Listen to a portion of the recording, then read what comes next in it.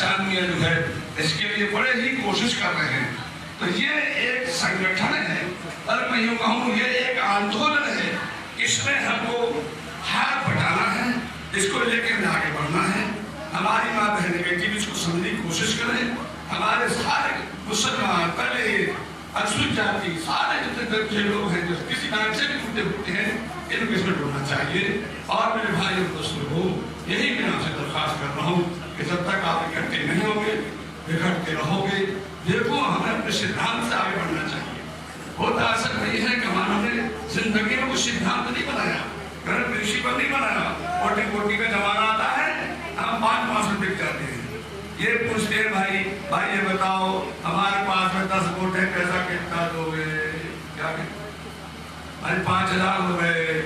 अब उसने ये नहीं पता है कि 5000 में तूने कितना नुकसान कर दिया, तूने कितना अपना खून घटा लिया और तूने कितना गरीबों को खून पी लिया और किस कारण तेरे बुजदिली पैदा हो गई।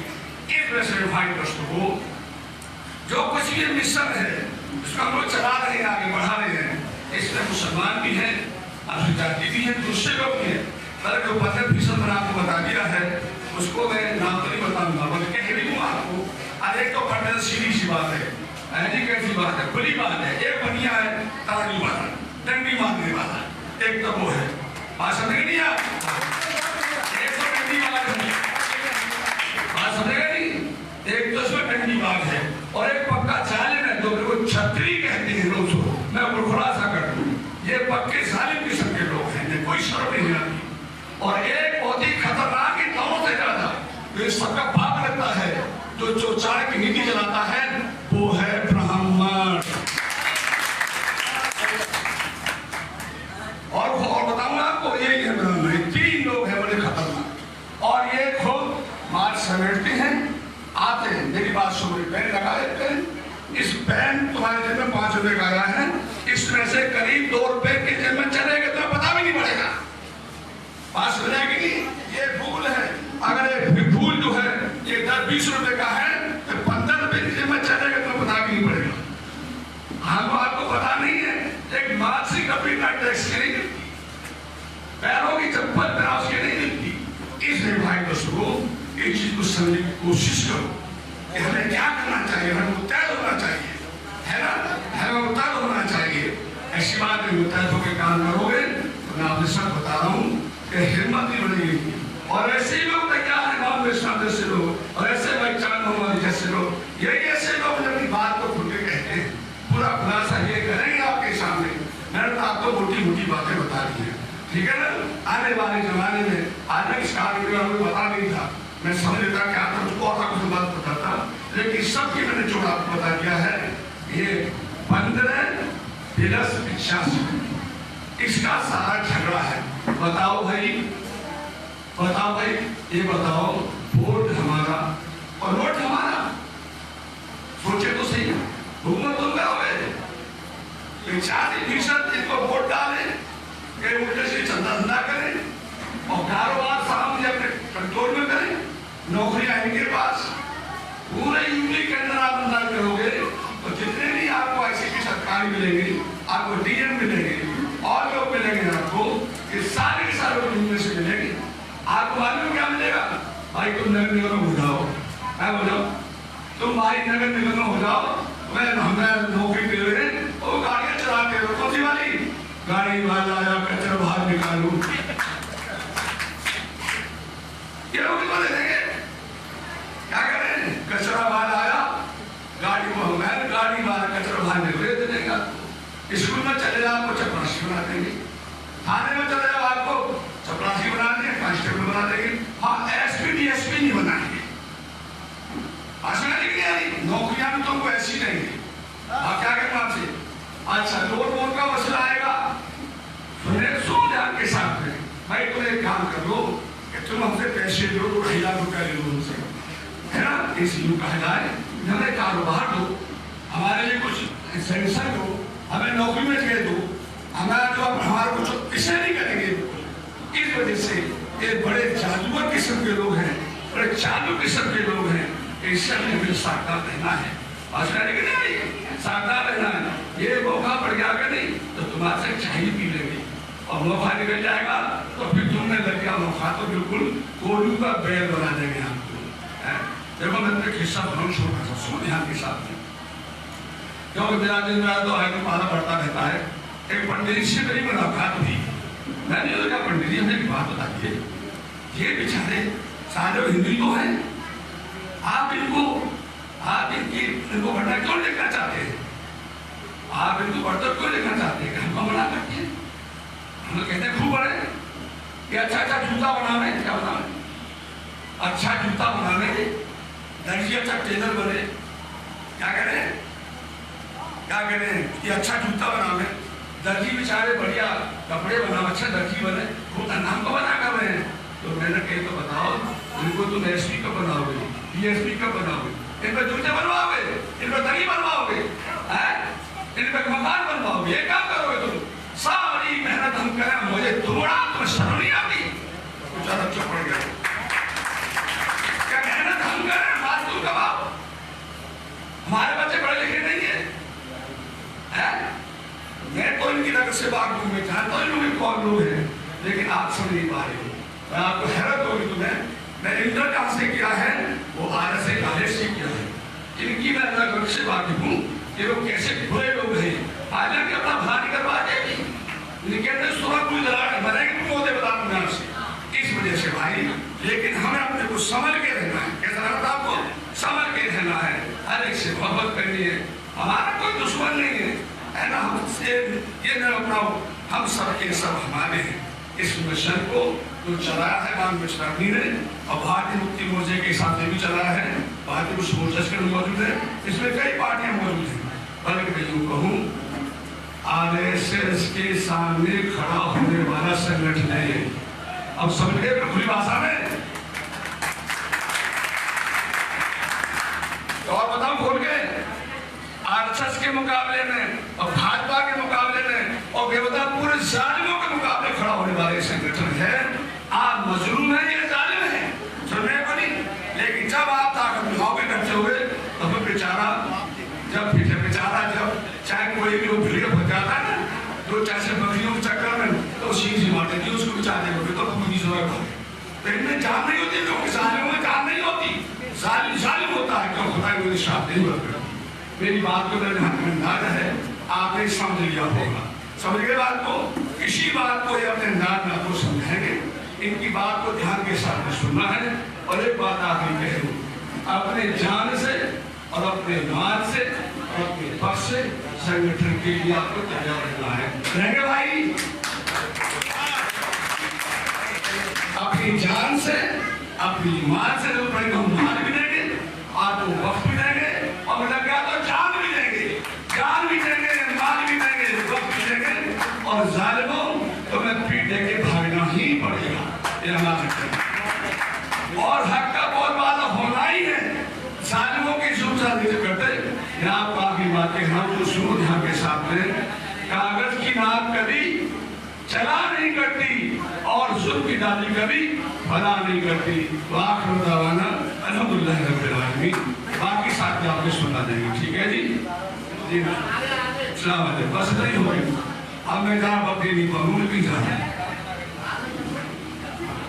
धन्यवाद डॉक्टर अब्दुल सत्तार जी, आपने अपनी बात रखी।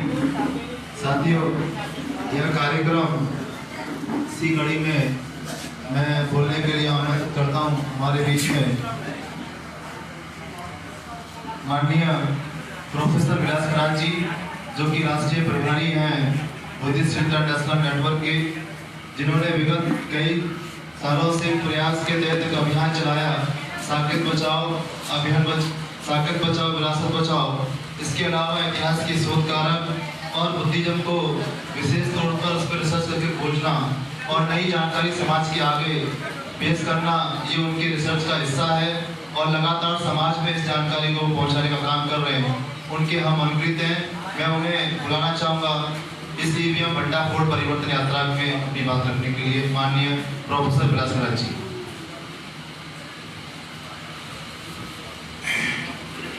साथियों, यहाँ ज़्यादातर मुस्लिम भाई हैं और इस यूएम पटना बोर्ड के माध्यम से हम सभी तमाम मजलूम लोगों को इकट्ठा कर रहे हैं देश भर में। और मैं शुक्रिया अदा करता हूँ डॉक्टर साहब का, डॉक्टर आलवी साहब का, कि वो खुद बीमार है मगर ये समाज के कार्यक्रम और मीटिंग के लिए उन्होंने प्राथमिकता दी। मैं उनका तहे दिल से शुक्रिया अदा करता हूँ। भारत में मुसलमानों की हालत कैसी है? भारत में सभी मजलूमों की हालत खतरनाक है, मगर उससे ज्यादा मुसलमानों की हालत ये बन गई है कि मुसलमानों का राष्ट्रीय स्तर पर कोई लीडर ही नहीं। लीडर का मायने क्या है? लीडर का मायने होता है कि वो समाज को संकटकारी स्थिति से बाहर निकाले, समाज को सही सही राह दिखाए। ये जो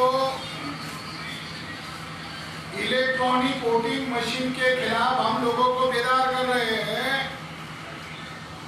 मुसलमानों के वोट कहाँ जाते हैं मुसलमानों को ही पता नहीं है।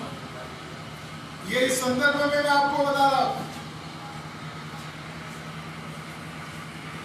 इलेक्ट्रॉनिक वोटिंग मशीन से आपके वोटों की चोरी होती है और वो सारे मुसलमानों के वोट कमल के खाते में जमा होते हैं। हमारे लोग चाहते हैं बीजेपी हार जाए।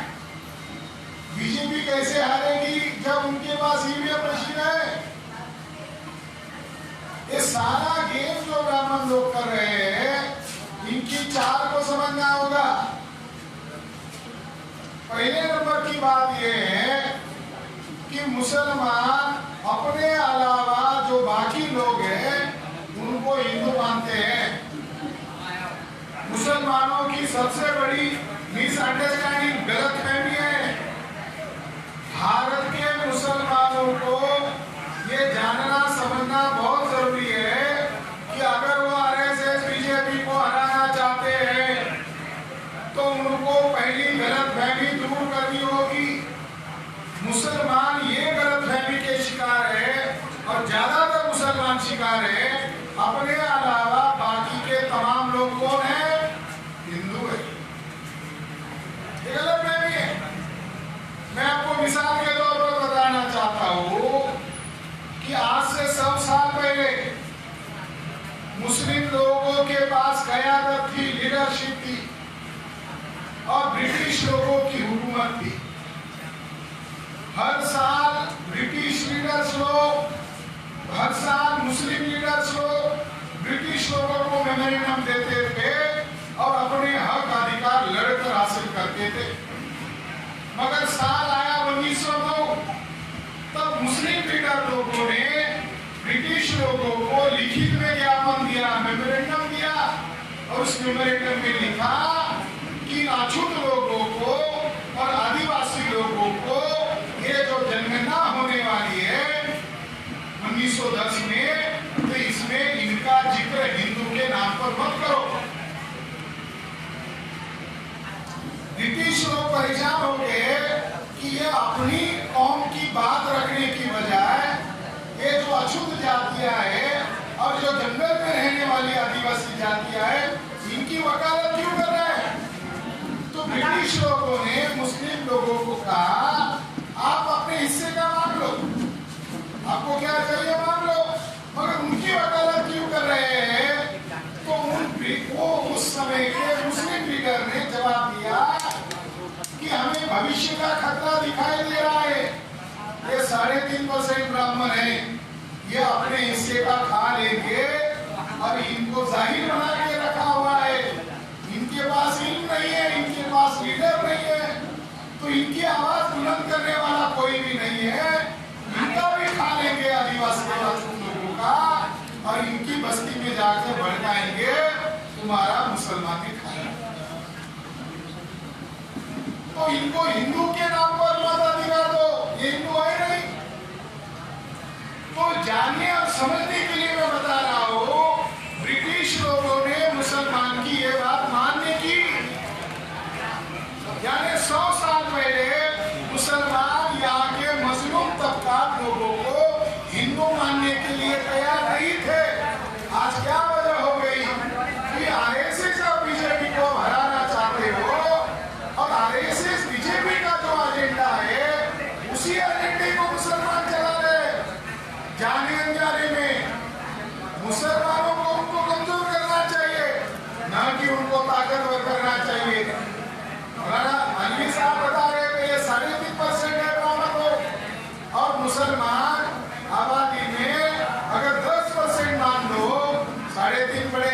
5% बढ़े, मुसलमान बड़े हो गए, माइनॉरिटी में कौन हो गया? ब्राह्मण हो गए, SC/ST 22.5%, OBC 52%, मुसलमान को ज्वाइन करो, लिंगायत को ज्वाइन करो, बुद्धिस्ट को ज्वाइन करो, तो हम सभी मिलकर 85% लोग हैं, इंक्लूडिंग मुसलमान, और ब्राह्मण 3.5% है।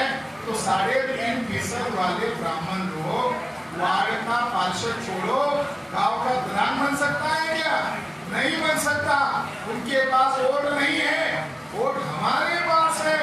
मगर मुसलमान अपने अलावा जो मजलूम लोग हैं उनको हिंदू कहता है और दुश्मन की तरफ उनको धकेल कर 3.5% ब्राह्मण की ताकत बढ़ाता है। ये मुसलमान को नहीं करता। नतीजा क्या हुआ? आज मुसलमान की समस्या ही मुसलमान को मालूम नहीं है। क्या हुआ नतीजा? नंबर 1, आज की तारीख में बम फोड़ते ब्राह्मण। आज की तारीख में जो डाटा, जो जानकारी हमारे पास है उसके आधार पर बोल रहा हूं। ईवीएम के कारण मुसलमान के 52,000 बेकसूर बच्चे सलाखे के अंदर है। ईवीएम मशीन के कारण 52,000 बेकसूर बच्चे ईवीएम मशीन के कारण अंदर है। और बम कौन फोड़ते हैं? बम आरएसएस के ब्राह्मण लोग फोड़ते हैं। बम फोड़े आरएसएस के ब्राह्मणों ने और सूली पर चढ़ाए गए बेकसूर मुसलमान। और ऐसे वैसे नहीं, पंक्चर की दुकान चलाने वाला बच्चा नहीं गया, सब्जी बेचने वाला नहीं गया, किराना की दुकान चलाने वाला नहीं गया। कौन गया? जिसने हाई एजुकेशन लिया है, MTech किया है, MBA किया है, डॉक्टर हुआ है, इंजीनियर हुआ है। ऐसे हाईली एजुकेटेड बच्चों को सलाखों में डाला। किसने डाला? कांग्रेस ने डाला। 2004 में कांग्रेस ने ईवीएम घोटाला किया, वो केंद्र में गए। 2019 में कांग्रेस ने घोटाला किया, वो केंद्र में गए। बीजेपी वालों को ये घोटाला 2009 के बाद पता चला और 8 अक्टूबर 2013 को सुप्रीम कोर्ट ने मान्य किया। चुनाव आयोग और कांग्रेस ने मिलकर ईवीएम घोटाला किया, मान्य किया। मालेगांव का बम ब्लास्ट, मालेगांव महाराष्ट्र में, वहां का बम ब्लास्ट की तहकीकात हुई, तब पता चला कि आरएसएस के ब्राह्मण लोग देश भर में बम ब्लास्ट कर रहे हैं। नाम की लिस्ट है हमारे पास 52 लोगों की, एक दो आदमी की नहीं है। लेफ्टिनेंट कर्नल प्रसाद पुरोहित ब्राह्मण, मध्य प्रदेश की प्रज्ञा सिंह ठाकुर ब्राह्मण, सुनील जोशी मध्य प्रदेश का आरएसएस का फुल टाइमर ब्राह्मण, उत्तर प्रदेश का रमेश उपाध्याय ब्राह्मण, शंकराचार्य पांडे ब्राह्मण, बंगाल का ब्राह्मण असीम चटर्जी ब्राह्मण। सभी लोगों ने बमबाद किए और 2014 में कांग्रेस की मदद से बीजेपी केंद्र में चुनकर आई, जिनको जमानत नहीं मिल रहा था। ये जो आतंकवादी लोग हैं, ब्राह्मण लोग आरएसएस के, उनको 2014 में जमानत नहीं मिला, 2015 तक जमानत नहीं मिल रहा था। उनको जमानत कब मिला? जब केंद्र में बीजेपी की सरकार आई तो बीजेपी के ब्राह्मण लोगों ने ये सारे टेररिस्ट लोगों को बाहर रिहा किया। कितना बड़ा गेम हुआ आप लोगों के साथ। हम बड़े ब्राह्मणों ने बदनाम कौन हुआ? मुसलमान। इसलिए ईवीएम को रोकना जरूरी है। ईवीएम के कारण ही आतंकवादी लोगों का देश में राज हुक्मरान हो गए। अभी इसी सप्ताह एक खबर आई, पुणे का एक ब्राह्मण है और देश की सबसे बड़ी संस्था का वो बड़ा अधिकारी था, साइंटिस्ट था, स्कूल का डॉक्टर, साइंटिस्ट। उसने पाकिस्तान को भारत की खुफिया जानकारी लीक कर दी, क्योंकि वो साइंटिस्ट नहीं था, सरकार के साथ जुड़ा हुआ था। तो जो दूसरों को देशभक्ति का पाठ पढ़ाने वाले लोग हैं, वो ब्राह्मण कितने देशभक्त हैं? पता चल गया कि वो लीक करने वाला आदमी आतंकवादी है और आरएसएस का वर्कर है। ईवीएम के कारण मुसलमानों का पहचान खतरे आतंकवादी आतंकवादी आतंकवादी। अब नमाज की टोपी और दाढ़ी रखना भी नौजवानों को डर लगने लगा है। तो आने वाले समय में आप जो महसूस करते हो आरएसएस बीजेपी और बाकी तमाम लोग हिंदू, तो आप लोग कहीं ना कहीं मुसलमान लोग आरएसएस का विरोध कर रहे, सही बात है, मगर जो बाकी मजलूम तबके हैं वो मूल निवासी है, हमारे भाई है।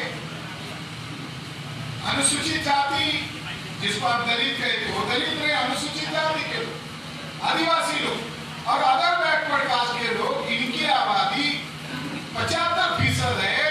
ये हिंदू नहीं है, ये ब्राह्मणों के द्वारा बनाए गए ग्राम लोग हैं और इनका खून आज 21 मई है। Schedule caste, schedule tribe, OBC, इनका खून जांच किया जिसको डीएनए टेस्ट कहते हैं, और मुसलमान का भी डीएनए टेस्ट किया, ब्राह्मण का भी किया। तो ब्राह्मण का डीएनए ये शेड्यूल कास्ट से नहीं मिला, आदिवासी से नहीं मिला, ओबीसी के साथ नहीं मिला, इसका उल्टा ये तमाम मुस्लिम लोग जो 6,500 जातियों में तकसीम किए गए हैं, इनका आपस में एक खून मिला, एक डीएनए मिला और वही डीएनए मुसलमान के अंदर भी मिला। तो विज्ञान क्या कह रहा है? विज्ञान कह रहा है मुसलमान भी भारत के वैसे ही असल बाशिंदे हैं जैसे ये तमाम 6,000 जातियों के टुकड़े में बांटे गए लोग हैं। तो हम लोग हिंदू नहीं है, हम लोग मूल निवासी है, आप लोग भी मूल निवासी है। और ब्राह्मणों का जो खून है, ब्राह्मणों का जो डीएनए है, वो भारत के किसी भी जाति और धर्म के साथ नहीं मेल खाया। उनका जो खून है वो विदेश में पाया गया और उनके देश का नाम क्या है?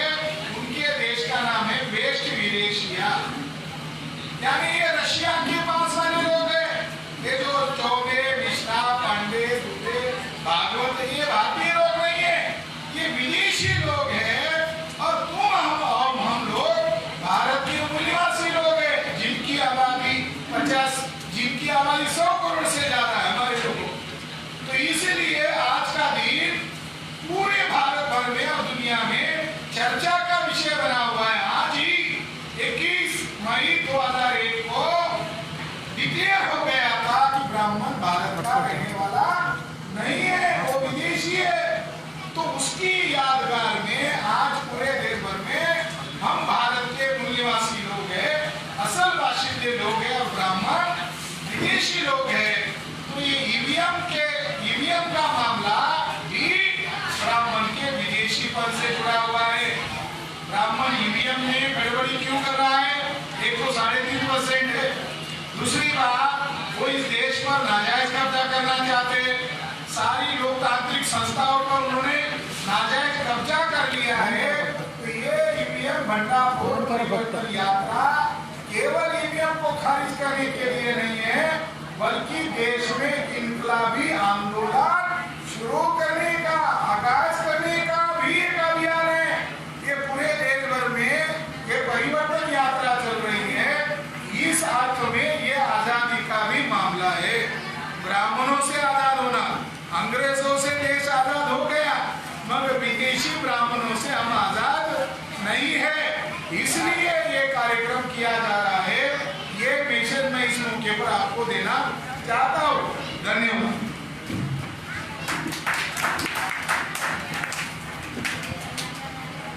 धन्यवाद प्रोफेसर विलासराज जी, राष्ट्रीय प्रभारी बुद्धिस्ट इंटरनेशनल नेटवर्क नई दिल्ली।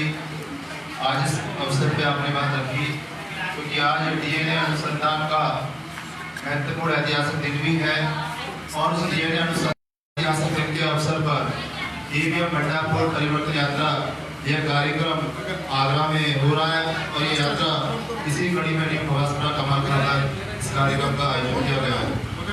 अगले वक्ता के लिए मैं आमंत्रित करता हूँ जनाब चांद मोहम्मद जी, जो कि राष्ट्रीय प्रभारी राष्ट्रीय मुस्लिम मोर्चा। आप इस अवसर में अपनी बात रखें। जनाब चांद मोहम्मद जी, राष्ट्रीय प्रभारी राष्ट्रीय मुस्लिम मोर्चा नई दिल्ली।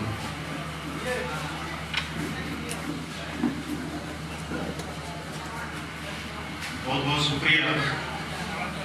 सबसे पहले आगरा के इस कस्बे के लोगों का मैं तहे दिल से इस्तकबाल करता हूँ।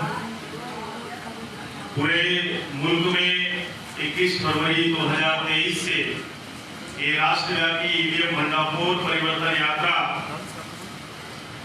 भारत मुक्ति मोर्चा के राष्ट्रीय अध्यक्ष एवं बहुजन क्रांति मोर्चा के राष्ट्रीय संयोजक मान्यवर पवन मेश्राम साहब के नेतृत्व में निकाली गई है।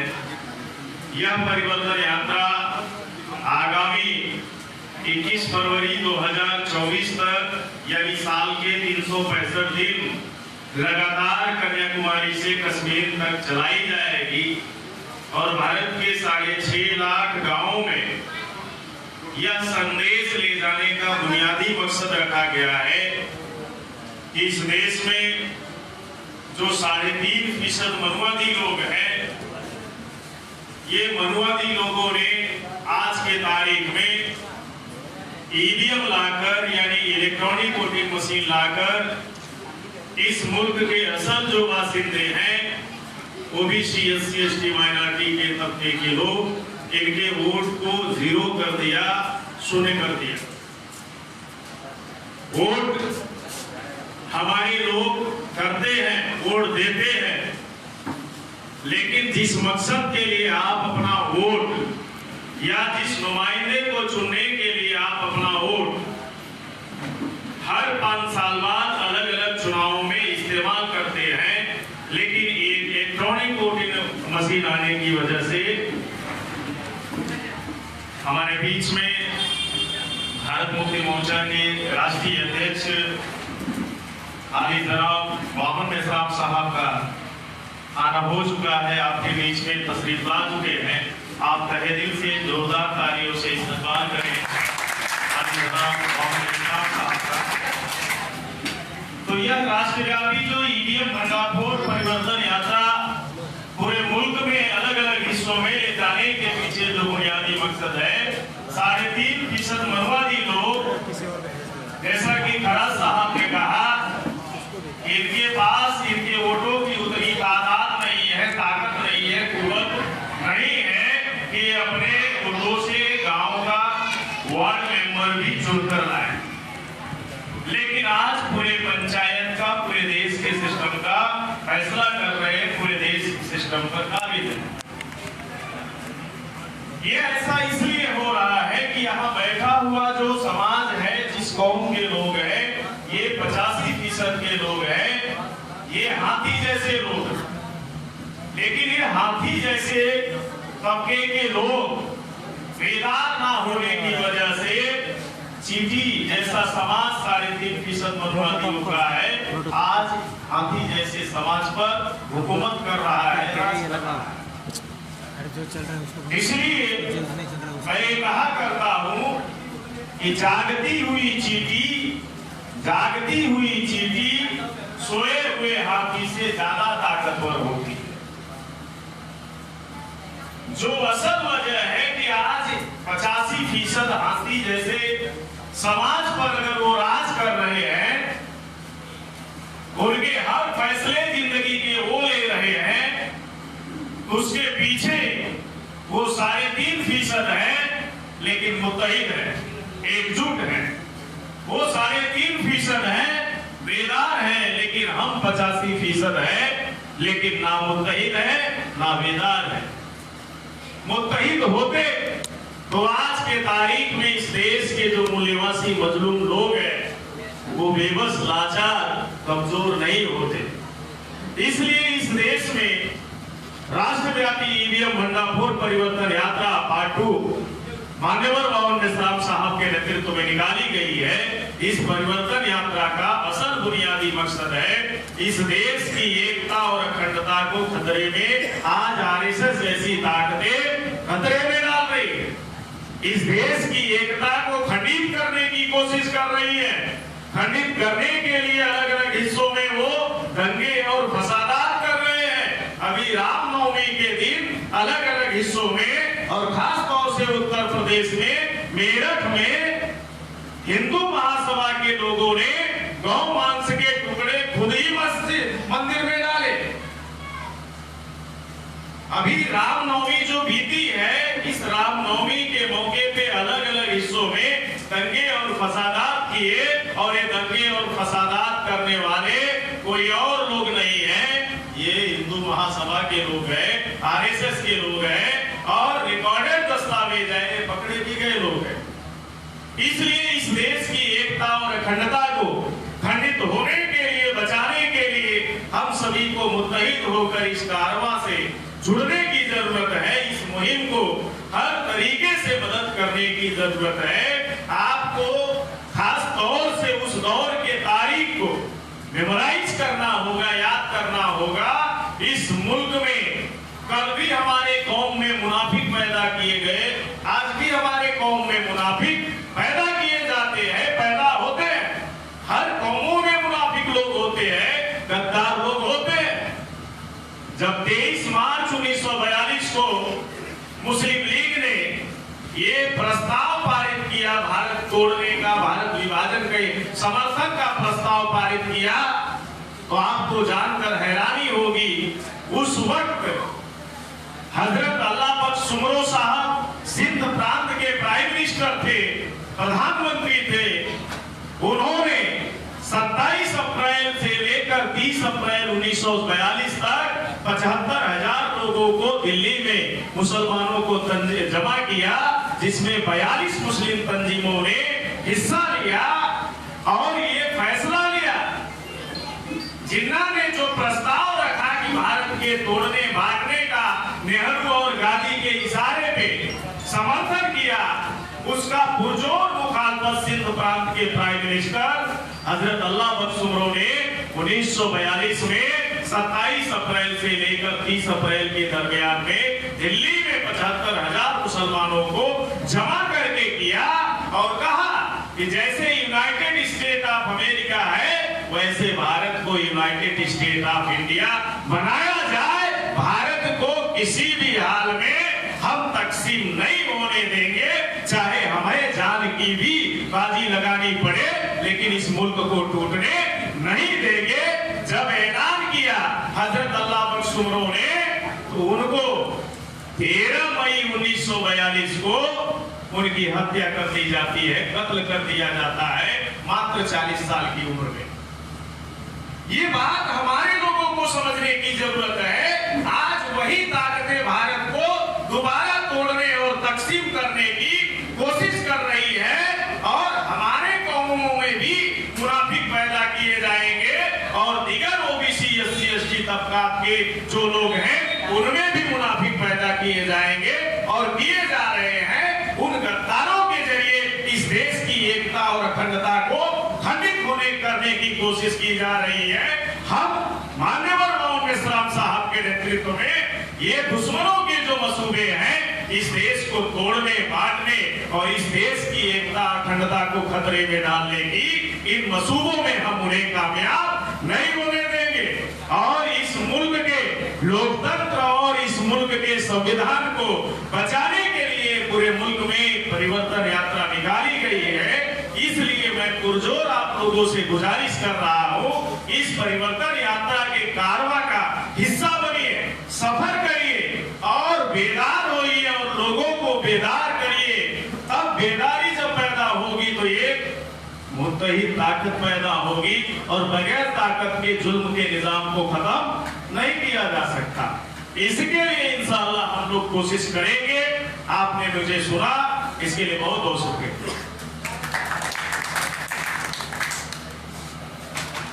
धन्यवाद जनाब चांद मोहम्मद जी, राष्ट्रीय प्रभारी, राष्ट्रीय मुस्लिम मोर्चा। साथियों, यह कार्यक्रम आगे बढ़ाते हुए राष्ट्रीय मुस्लिम मोर्चा के द्वारा स्वागत कार्यक्रम रखा गया है। उसके पूर्व हमारे बीच में 2 मिनट के लिए माननीय संजीव चौहान खान आएंगे, अपनी बात रखेंगे। माननीय संजीव चौहान खान।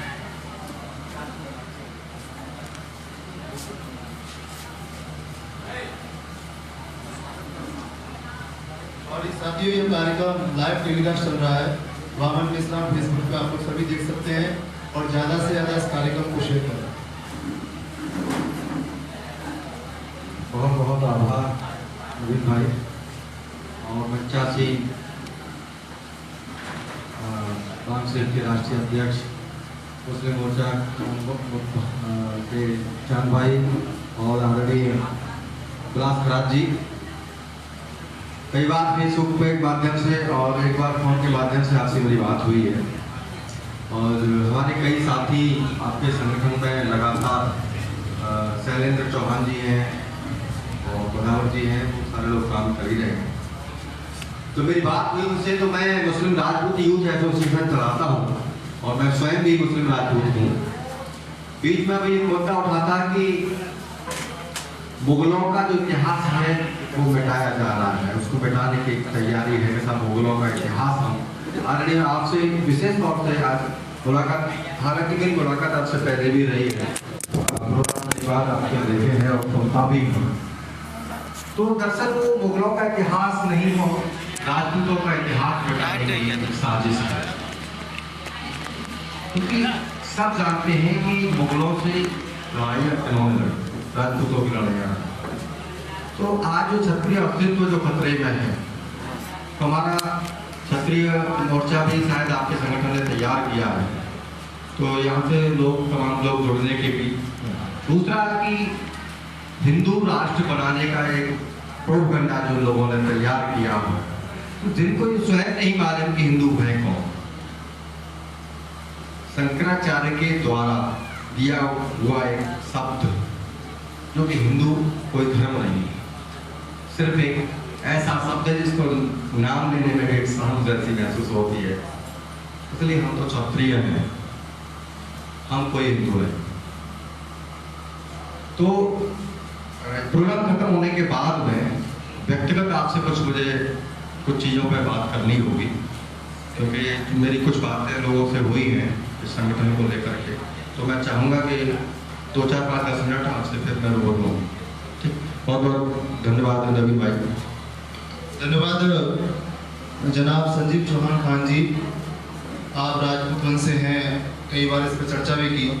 इस कार्यक्रम को स्वागत करता के लिए मैं सबसे पहले मोहम्मद शहीद जी को बुलाना चाहूँगा, जो कि साहब को नोटों की 2500 रुपये की माला डालते हुए स्वागत करेंगे। माननीय मोहम्मद शहीद राष्ट्रीय मुस्लिम मोर्चा के जिला संयोजक हैं आगरा, आप आएँ और साहब का नोटों की माला डालते हुए इस कार्यक्रम को आगे बढ़ाएं। बड़ा दूर दूर होकर पॉकेट हो।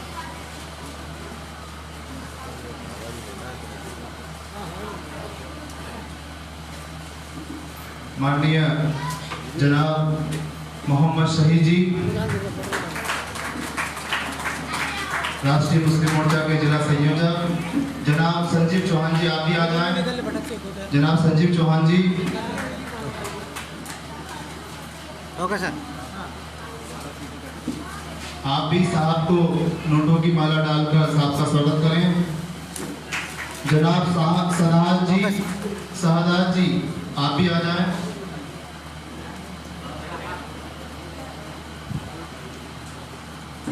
जल्दी आ जाइए, थोड़ा समय का अभाव है।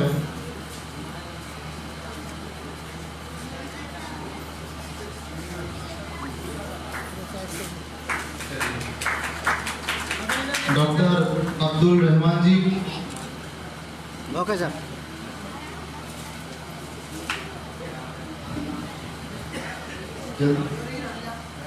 Doctor Abdul Rahman ji.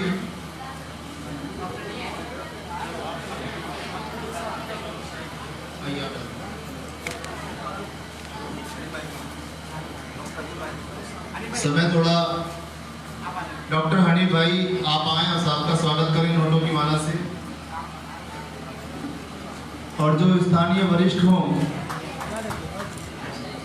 Okay sir. Aleem Qureshi ji, Aleem Qureshi ji. Jalaluddin ji, जनाब जलालुद्दीन जी।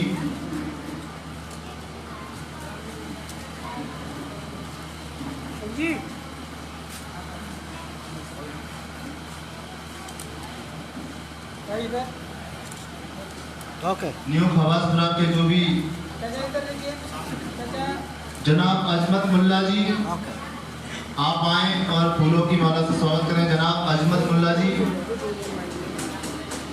अनीस सैफी जी, जनाब अनीस सैफी जी। भाई भाई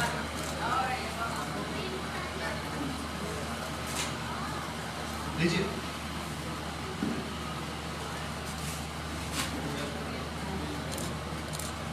ओके सर। मोबाइल एकदम कैमरा है। नहीं, ओके ओके ओके। नाम माननीय राम कुमार जी, जल्दी आ जाइए। माननीय राम कुमार जी,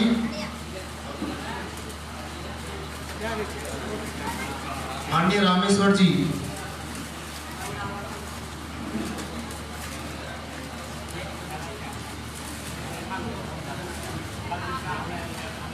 हाँ सर इधर सर इधर देखिए सर इधर सर। साथियों थोड़ा समय का अभाव है और इस कार्यक्रम का समापन करने के लिए मैं माननीय वाम मिश्राम साहब को चाहूंगा कि इस ईवीएम भंडाफोड़ परिवर्तन यात्रा पर अपनी बात रखें। माननीय वाम मिश्राम साहब।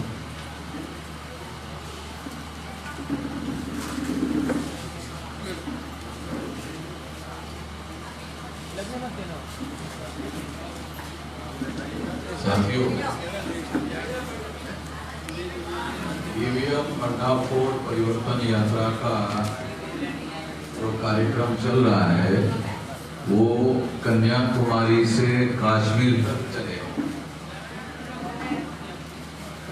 और इस प्रक्रिया में आज आगरा में इस परिवर्तन यात्रा को प्रवेश किया है और आने वाले समय में जून महीने के एंड तक ये यूपी में ही चलेगा। 75-76 जिले लगभग बड़ा प्रदेश है और ये 31 राज्यों के 674 जिलों में और 6000 तहसीलों में ये कार्यक्रम चलेगा और 21 फरवरी से लेकर 21 फरवरी 2024 तक चलेगा। ये नॉन स्टॉप चलेगा, डेली चलेगा। वो उसमें गर्मी आएगी, बरसात आएगी, उसमें जाड़ा भी आएगा। तो ये तो आएगा, इसके लिए तो कोई कारण नहीं है क्योंकि वो हमारे नियंत्रण के बाहर है कि गर्मी ना आवे हमारे कहने से तो रुकने वाली है नहीं, जाड़ा ना आवे हमारे कहने से तो होने वाला नहीं है। मगर हमें इन सारी परिस्थितियों में हमें अपनी लड़ाई जो है वो मजलूमों की लड़ाई जो है, मजलूमों में इत्तेहाद कायम करने की लड़ाई है, ये लड़नी हो क्योंकि इंसाफ कायम करना है तो बगैर इत्तेहाद से, बगैर एकता से दुनिया में कभी कोई इंसाफ कायम नहीं हुआ। और हमारे यहाँ जो समस्याएं हैं ये ईवीएम तो नई समस्या है, ये यहाँ के जो शासक वर्ग हैं ब्राह्मण, उन लोगों के द्वारा हम लोगों पर थोपी हुई समस्या है। ये हैरान करने वाली बात आप लोगों को लग सकती है कि 15-16% जो मुस्लिम है वो भारतीय जनता पार्टी को वोट देते नहीं है, फिर भी वो दिल्ली की सत्ता पर काबिज क्यों है? ये वास्तव में सोचने वाली बात है। 15-16% जो मुस्लिम है यूपी में ज्यादा है, शायद 19 या 21% है।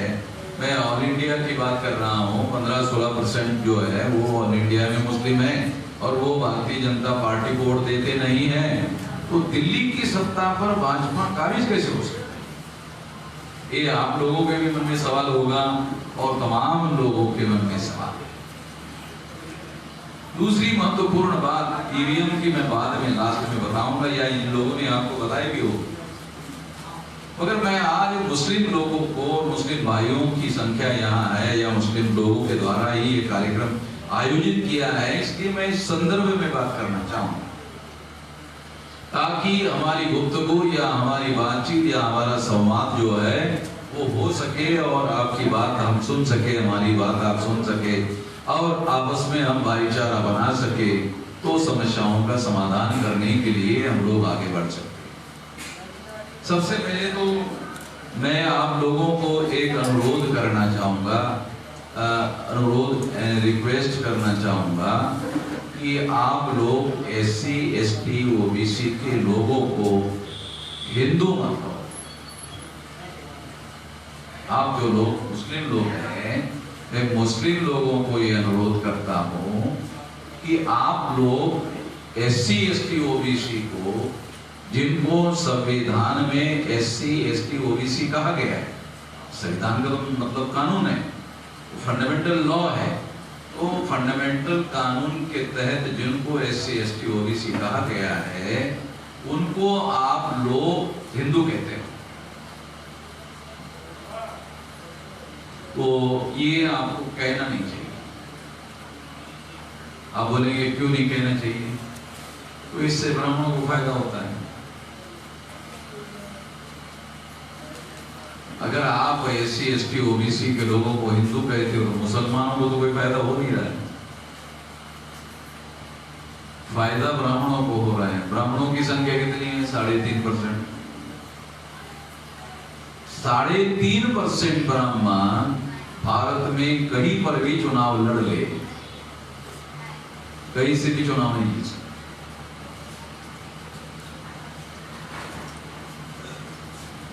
कहीं से भी भारत के सबसे पॉपुलर ब्राह्मण भारत में था अटल बिहारी वाजपेयी, वो भी चुनाव नहीं जीत सकता 3.5% वोटों से।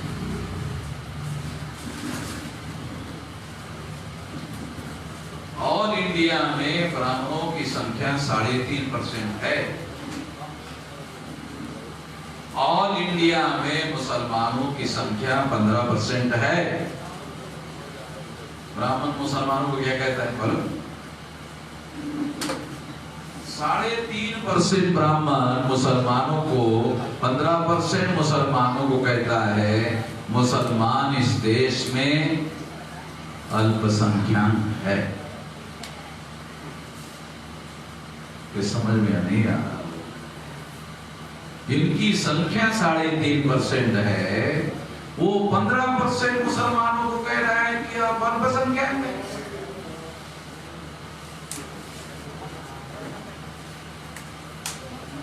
आप लोगों ने कभी इसके बारे में सोचा नहीं? इसके बारे में मैं सोचता रहता।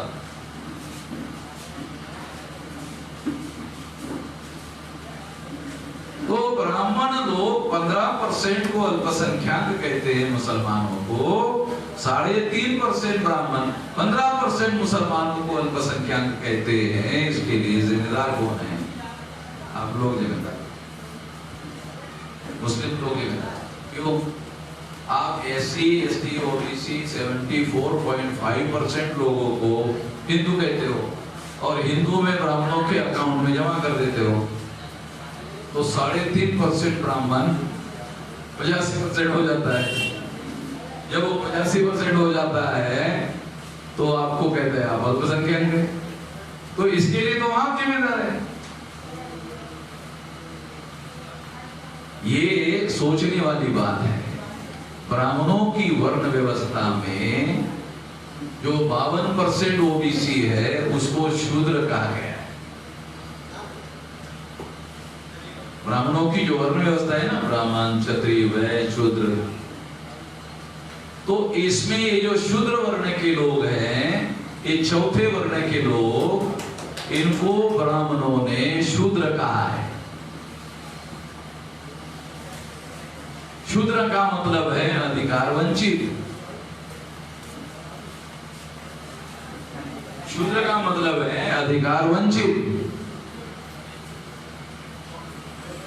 तो इनको शूद्र कहा गया। ब्राह्मणों की व्यवस्था में अधिकार वंचित भी कर दिया। वो लोग कैसे हिंदू हो सकते हैं?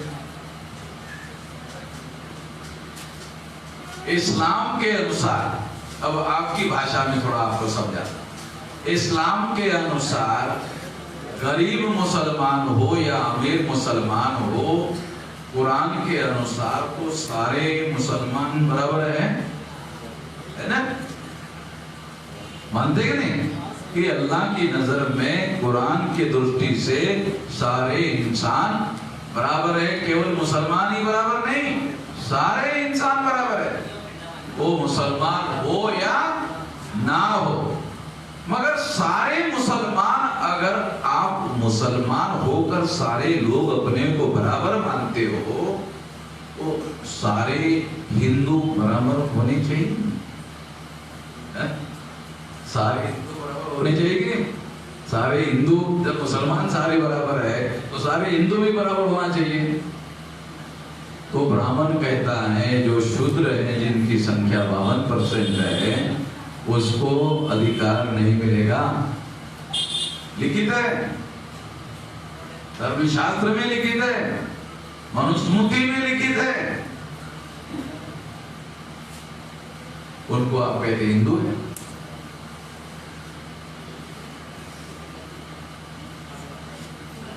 तो इससे क्या होगा?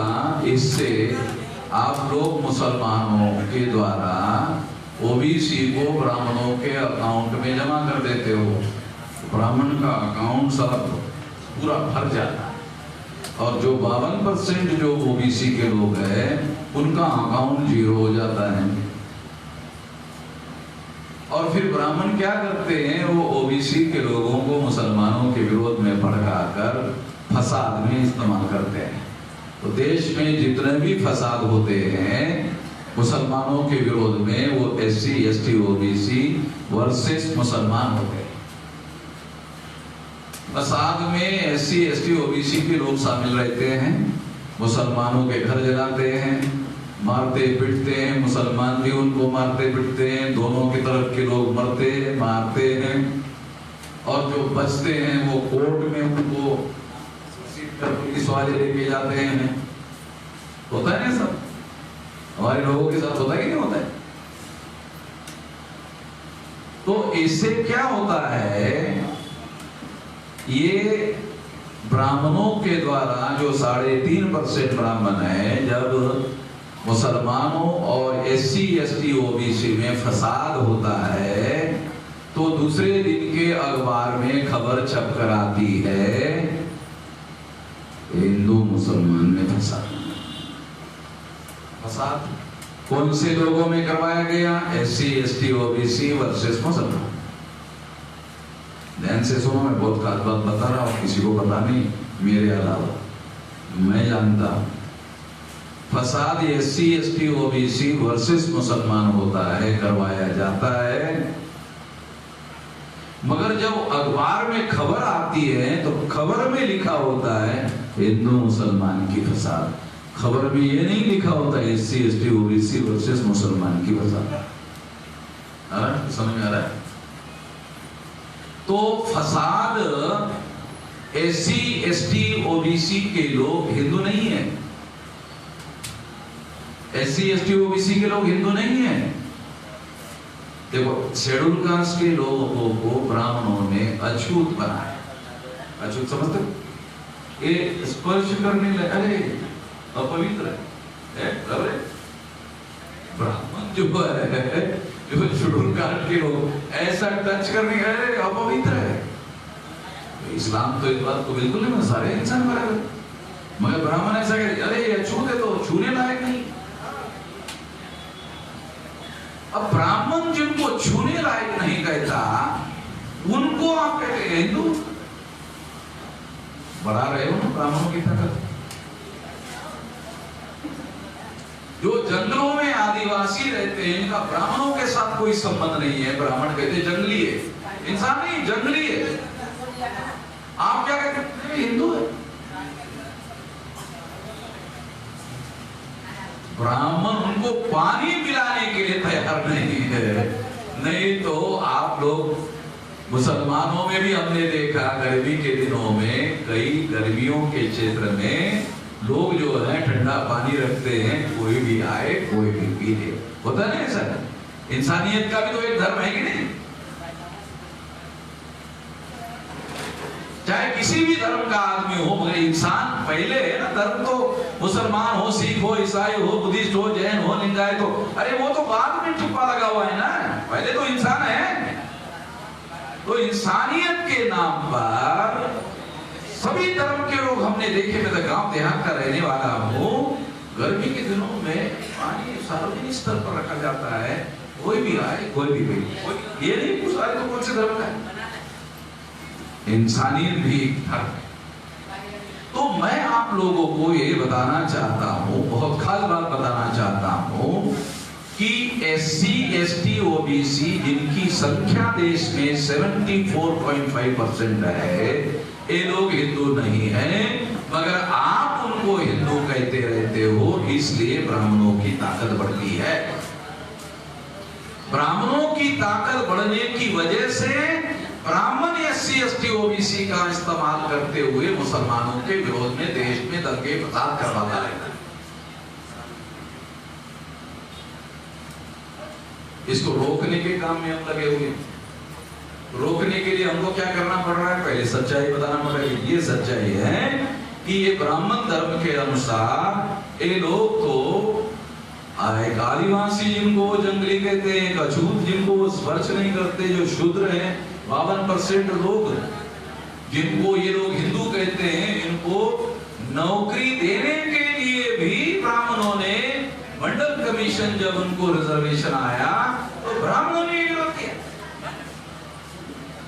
एक मुसलमान दूसरे मुसलमान के हक का विरोध नहीं करता, क्यों?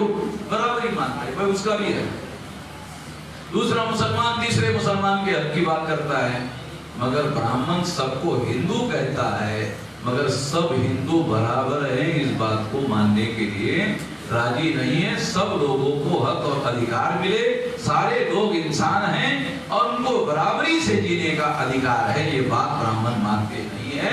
इसके बावजूद भी आप सभी लोगों को मुस्लिम लोग हिंदू कहते रहते हैं, जिससे मुसलमानों का बहुत भारी नुकसान हुआ। इसलिए मुसलमानों को मैं हाथ जोड़ के बेनती करता हूँ, आज से पहले शायद आपको समझ में नहीं आया होगा, आज से उनको आप लोग हिंदू कहना बंद करो।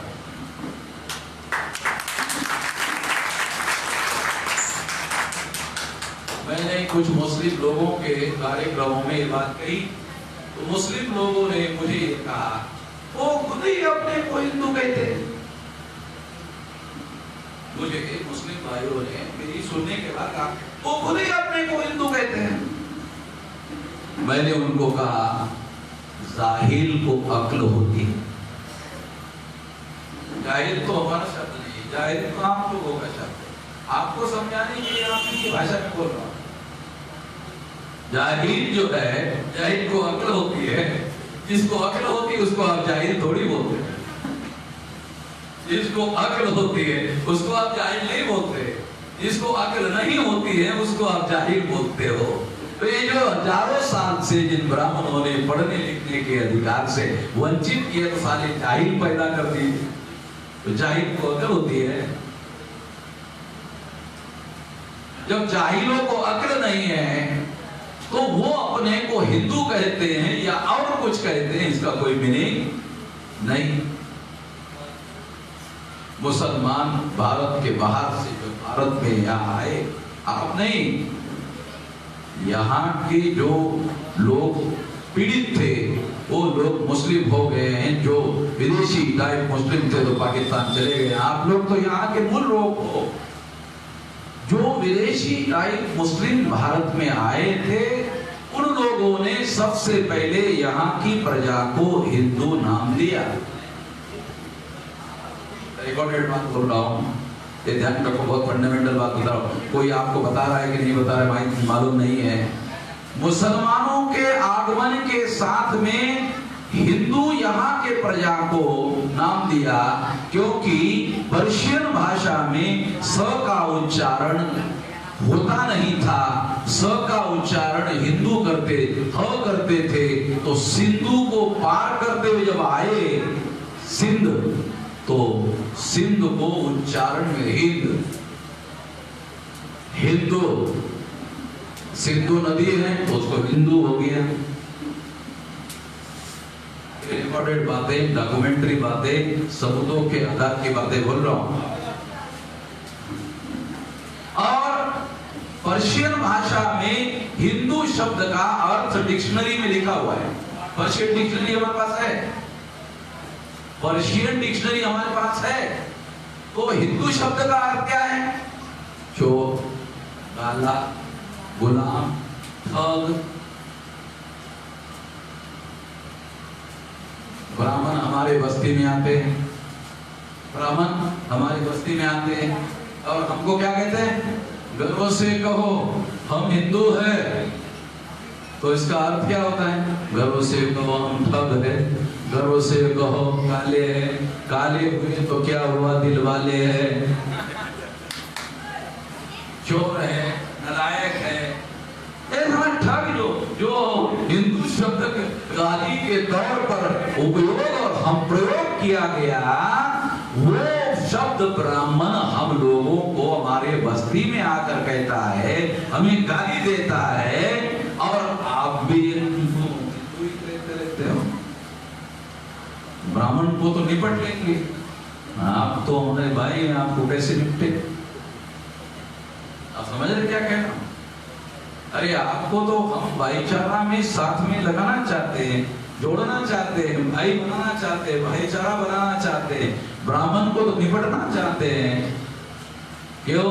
वो साले हजारों साल से हमको नीच मान रहे हैं, हजारों सालों से अधिकार वंचित कर रहे हैं। तो जब हजारों सालों से कर रहे हैं तो उन लोगों से तो लड़ाई होगी ना हमारी, उन लोगों को छोड़ेंगे थोड़ी।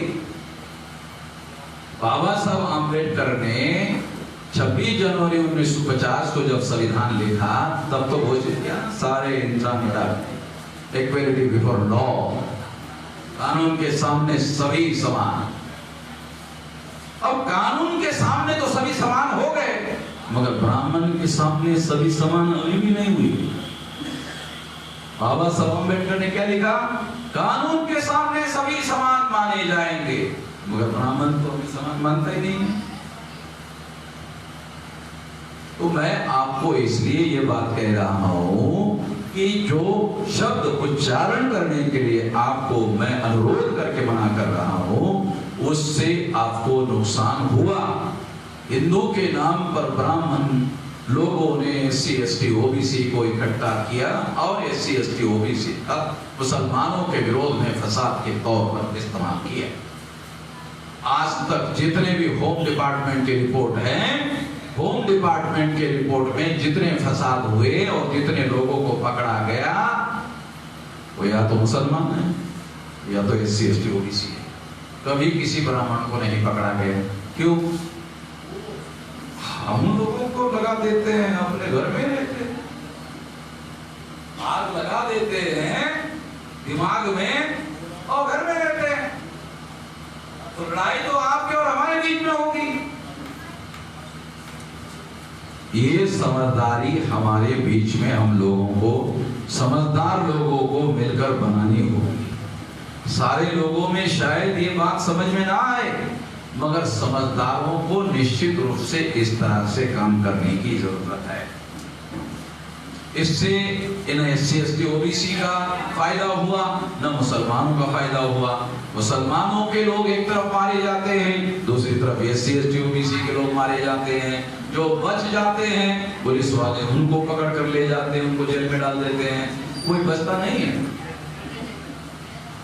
तो परिस्थितियां बहुत ज्यादा जटिल है। इस परिस्थितियों को बदलना होगा। बदलने के लिए हम ऑल इंडिया में प्रयास कर रहे हैं। ये संगठन 31 स्टेट में कार्यरत है, 567 जिलों में कार्यरत है। ये 2 साल में 674 जिलों में पहुंच जाएगा। 6000 तहसील में कार्यरत है। तमाम जगह पर SC ST OBC के साथ साथ मुस्लिम भाइयों को भी साल में लगाया जा रहा है, जोड़ा जा रहा है। जो लोग जगे हुए हैं वो जोड़ने का काम कर रहे हैं, और जो जोड़े हुए लोग हैं, जुड़े हुए लोग हैं, वो इस फसाद को रोकने के काम में लगे हुए हैं। जहां जहां हमारी संगठित शक्ति मजबूत हो गई, वहां फसाद करना ब्राह्मणों को मुश्किल हो गया है। बराबर है? जान मोहम्मद आपका नौजवान साथी है, पढ़ा लिखा, वो ऑल इंडिया में इस बात को लेकर के चल रहा है। तो हम लोगों को आपस में कोई तीसरा आदमी है जो लड़ाने का काम कर रहा है और उसका फायदा हो रहा है 3.5% वालों की भारतीय जनता पार्टी। चलिए अजीब किस्म की बात है। 3.5 वाला आदमी ग्राम पंचायत में पंच नहीं जो मार सकता, वो देश की पंचायत का प्रधानमंत्री बना रहा है। हैरान करने वाली बात है। ये हिंदू मुसलमान हिंदू मुसलमान हिंदू मुसलमान इस तरह का जो झगड़ा खड़ा किया गया है, इसकी वजह से ऐसा हो रहा है और इस वजह को जड़ समेत खत्म करना हो। ये बात मैं इस मौके पर कहना चाहता हूं। इसके लिए हम संगठित रूप से प्रयासरत हैं। आप लोग इस प्रयास को साथ सहयोग करेंगे, इस आशा और विश्वास के साथ आपने मेरी बात ध्यान से सुनी। ईवीएम के बारे में हमारे लोगों ने पहले आपको बता दिया है, मुझे बताने की जरूरत नहीं है। धन्यवाद।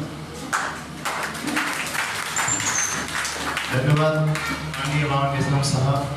साथियों, किसी भी संगठन को चलाने के लिए साधन संसाधन की जरूरत होती है। बगैर साधन संसाधन